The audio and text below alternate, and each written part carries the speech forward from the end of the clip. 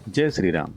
दोस्तों, आज खोज भक्ति जो आपके लिए प्रसंग लेकर आया है उसका नाम है अष्टाक्षर मंत्र का प्रभाव। दोस्तों, अष्टाक्षर मंत्र अर्थात श्री कृष्णा शरणम मम का प्रतिदिन जाप जीवन में बहुत जरूरी है। दोस्तों, अगर यह प्रसंग पसंद आए तो प्लीज़ चैनल को सब्सक्राइब और वीडियो को लाइक अवश्य करें। दोस्तों, देर न करते हुए चलते हैं प्रसंग की तरफ जिसे श्री गोकुलनाथ ने कहा है। दोस्तों, हमारे गांव में घर में ही भगवान श्री कृष्ण जी का मंदिर है। पुष्टि मार्ग के नियम के अनुसार वहां श्री ठाकुर जी की सेवा नित्य प्रति होती थी। लगभग 55 वर्ष पूर्व 7 वर्ष की आयु में ही मेरा ब्रह्म संबंध हो गया था।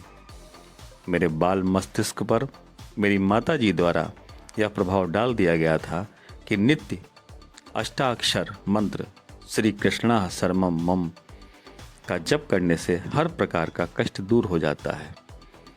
मैं 7 वर्ष की आयु से ही नित्य प्रातःकाल श्री ठाकुर जी के लिए फूल चुनकर लाता था, जिससे उनका श्रृंगार होता था। सन 1950 ईस्वी की घटना है।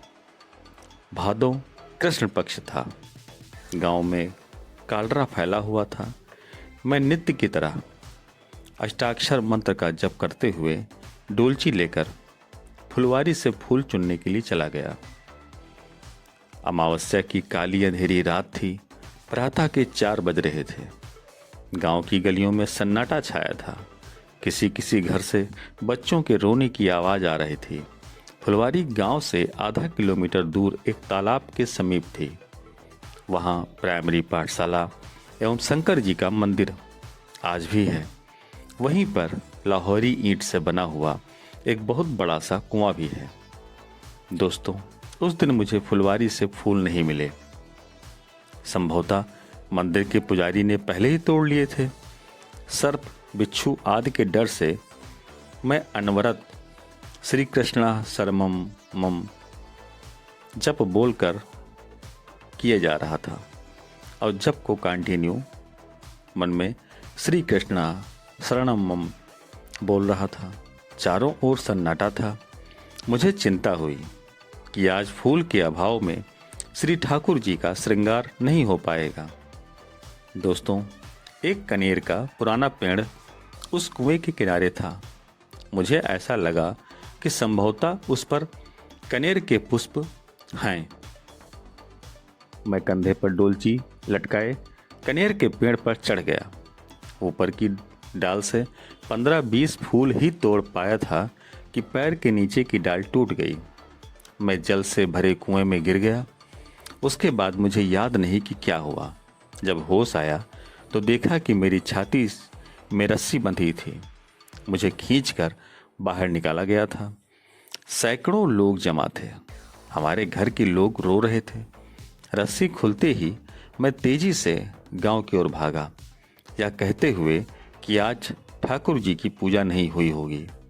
अब सवेरा हो गया था। सूरज की रोशनी पेड़ों की फुनगी पर पड़ रही थी। कुएं में गिरने के करीब 1 घंटे बाद मैं जल से बाहर निकाला गया था। दोस्तों, गांव के लोग कह रहे थे कि मेरे कुएं में गिरने के बाद एक यादव की लड़की, जिसका मकान समीप था, जल भरने के लिए उसी कुएं पर आई। उस समय कुएं का जल हिलोरे ले रहा था। जब मुझे जल ने ऊपर की ओर फेंका होगा तो उसने अष्टाक्षर मंत्र का उच्चारण सुना। ऐसा वह स्वयं बतला रही थी। उसने चिल्लाना शुरू किया कि कोई कुएं में गिर गया है। धीरे धीरे भीड़ जमा होने लगी। अब सवेरा भी हो रहा था। पुजारी भी वहां था। कुएं में कौन उतरे? उसमें सर्प थे। अचानक एक व्यक्ति, श्री यादव जी, अपने किसी परिवार के सदस्य की मिट्टी गंगा में प्रवाहित करके बक्सर से वापस आ रहे थे। वे दोस्तों कुएं में कूद गए। वे तैरना जानते थे। जब मैं पुनः नीचे से ऊपर उत्प्लावन बल के कारण आया तो उन्होंने मुझे पकड़ लिया। मंत्र का जप अभी भी चल रहा था। मुझे ऐसा महसूस हो रहा था कि मैं पीले वस्त्र पहनी हुई किसी महिला की गोद में सो रहा हूँ। मुझे बहुत अच्छा लग रहा था। ऊपर का शोर सुनकर मैं सोच रहा था कि ये लोग क्यों चिल्ला रहे हैं। इतनी देर तक जल में रहने के बाद भी ना तो मैंने एक घूंट पानी पिया और ना कहीं मुझे चोट आई। लोग कहते हैं कि गांव में उस तिथि के बाद से कोई भी व्यक्ति कालरा से नहीं मरा। दोस्तों, महामारी उसी दिन से समाप्त हो गई। साक्षात श्री ठाकुर जी ने मेरी रक्षा की थी। तब से आज तक मैं अक्षर मंत्र का जप अहर्निश करता हूँ। आज भी श्री ठाकुर जी की सेवा मेरे घर में होती है। तो दोस्तों, अगर यह दृष्टांत आपको पसंद आया हो, जो बिल्कुल ही सत्य घटना पर आधारित है, तो प्लीज़ चैनल को सब्सक्राइब और वीडियो को लाइक अवश्य करें। जय हिंद, जय भारत।